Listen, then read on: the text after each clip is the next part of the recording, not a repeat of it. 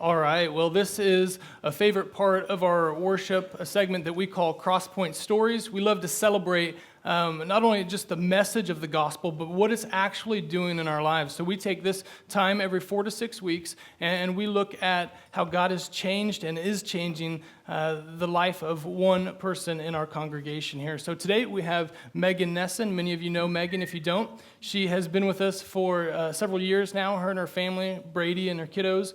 And she is our volunteer coordinator for basically all things service here. So if on your Connect card you've ever marked or thinking about marking that you'd like to know more about serving here or volunteering, she will be the one who will give you a call or text you or email you or whatever it might be. So she's the one that gets in contact with you. So today, I'm just going to ask Meagan a few questions about what God has done in her life, and we'll see what God does with it as you can relate, I'm sure, to her story. So, Meagan, thank you for being with us and doing this. Let me just start off from the beginning. What was life like for you before you knew Jesus as Lord?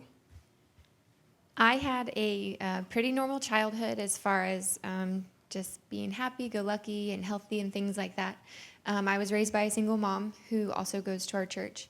And I had 2 sisters, and my dad was in and out of prison as I was growing up. He was addicted to drugs, and he was also selling them, and so he wasn't present, and I felt the void of that a lot, and didn't really hit me that hard until I was about 13, and I was angry all the time, and what I thought was a void left by my father that I later realized was a void left by Jesus, or, not having a relationship with Jesus.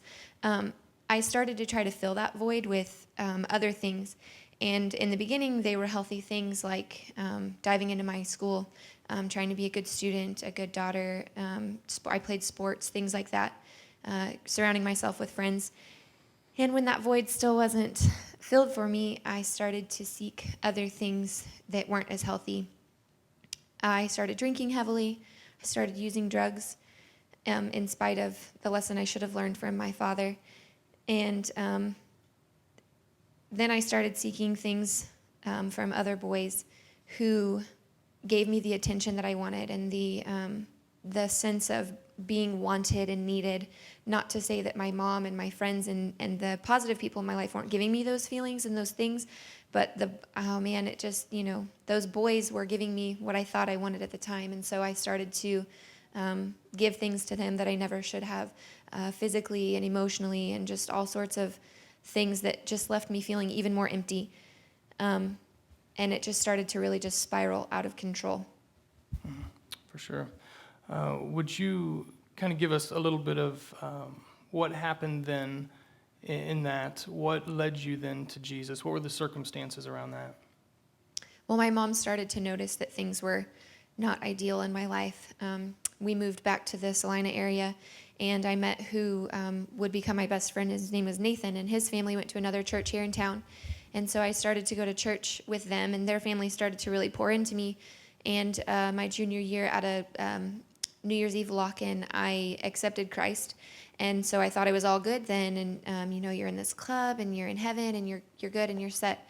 What I was missing was a relationship with Jesus. I had accepted him, and I believed everything that I was taught and that the Bible said, but I never had a relationship with Jesus. It was definitely lacking. And so I continued drinking. I continued doing things with boys that I shouldn't be doing, and was still just so angry and lost and having that sense of not knowing what I wanted to do or be, and just that void was just still there, never being able to fill it.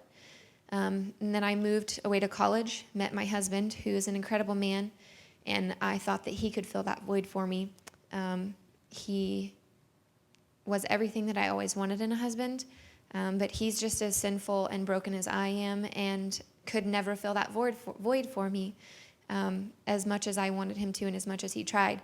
So then he and I moved back to Salina, and my mom was coming to church here at CrossPoint, so we joined a grow group, had people in our grow group really pouring into us as a family, just really showing us what a relationship with Jesus looked like as opposed to just accepting Christ. And I wanted what they had. I wanted that peace and the love that they had from God. And I finally realized what I was missing. So accepted Christ and actually started a relationship with him. Started disciplining myself to read my Bible, be in prayer, be in discipleship with other people, and just really let my grow group and the people around me pour into me, and I pour into them, and sharpening myself and things like that. So I feel like that's when I truly actually had a relationship with Jesus, not just accepting him. For sure. And that was just a few years ago, is that right? Yeah, definitely. And so I'm sure things have been just perfect since then, correct? Yes, absolutely. Yeah. We're good now. If you could share with us then, we know there's ups and downs even as we follow Jesus. Just share what it's been like then in the last 2 or 3 years as you've really fanned into flame this relationship. Okay. Well, I feel more comfortable sharing my testimony with people, and it's not easy now. It's definitely not easy, but it's easier to get through the things. One of the biggest struggles in my life and my husband's life is we tried for 5 years to conceive a child, and it never happened for us for no explainable reason. And 3 years ago, we learned of a birth family who wanted to choose us as adoptive family for their baby that they were going to have. And if you've ever met my son Milo, he is every much a part of our family, as if he came from our bodies. God was faithful to us in putting those desires in our hearts to be parents. So we have Milo, and then we were able to conceive our own baby. She's a month old. She's in the back of the room right now, and we made it through that extremely hurtful, painful time of infertility with God. It would have destroyed our marriage. It would have destroyed me. I would have relapsed and gone back to all of those things that I'd been doing before had I not relied on Jesus to fill me up each and every day and just help me understand a little bit more about his plan. So I would say things are not good all the time. Things are not always easy. Things are not perfect, but they're easier and they're perfect because I understand now that that's God's plan for me and for us as a family. I imagine I hate to say this, but I know how we think because I would think this way.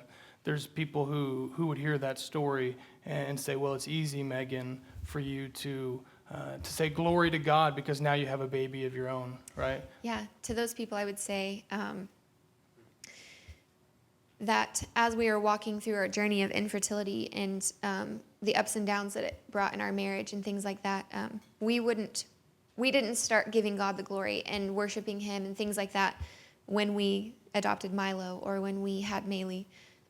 We worship God. We give thanks to Jesus because of Jesus. We would do it regardless of the babies that we hold in our arms and tuck in every night, because even if no other prayer was answered, God gave us his son, and that's the only thing that we need to fill that void in our lives. And, you know, the babies and the healthy marriage and things like that, that's just the blessings on top of the only thing that ever matters, and that's Jesus. Amen. Well, is there anything, you've shared so many powerful things already, is there anything that just as you look at your brothers and sisters here, we talk about family all the time, and is there anything that you would kind of leave them with, one last thought, if you could say anything to them, what would that be? I never really liked sharing my story before. Another person who did the CrossPoint Stories said that he didn't want to share his story because there was nothing grand about it, because he wasn't like, a gangster that robbed people or shot people and stuff. And I was actually kind of the opposite. I didn't want to share my story because I was ashamed of it and embarrassed, and I didn't want people to see the blackness and the darkness that I came from. And I think that I've really learned to embrace my story because I don't have shame anymore, because grace covers that. And sometimes it's daily. Sometimes I need that mercy every single day, especially as a parent, because I am most sinful as a parent, I feel like. So I would just encourage others to share their story, regardless of how insignificant or embarrassing or shameful it seems. You're going to impact someone's life, and that's what we're commanded to do, is to be disciples and share our story so that others can have what we have and have Jesus. Amen. We'll give Meagan a hand.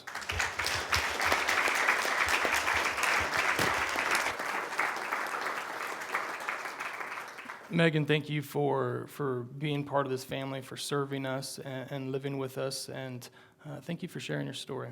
I know that takes a lot of courage, and as the band comes up, I just want to invite you.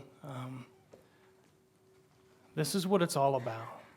Like, this is what it's all about, a relationship with Jesus. Maybe you've started one and you've walked away. Maybe you've never placed your faith in him. Maybe this is all brand new for you. Whatever you're going through, there's no perfect prayer. There's no perfect set of processes or whatever that you can go through to be right with God. There's just an authentic, genuine heart that says, I want Jesus. And you can have that right now. Every day, as Megan said, we need to be reminded of this grace, and he is faithful to give it. It is done. Whatever price you're paying, it is finished on the cross. So let it be finished in your life. Some of us today, we need to know we can start living. And that only comes through Jesus. I encourage you, call out to him today. He is faithful. Thank you, Megan.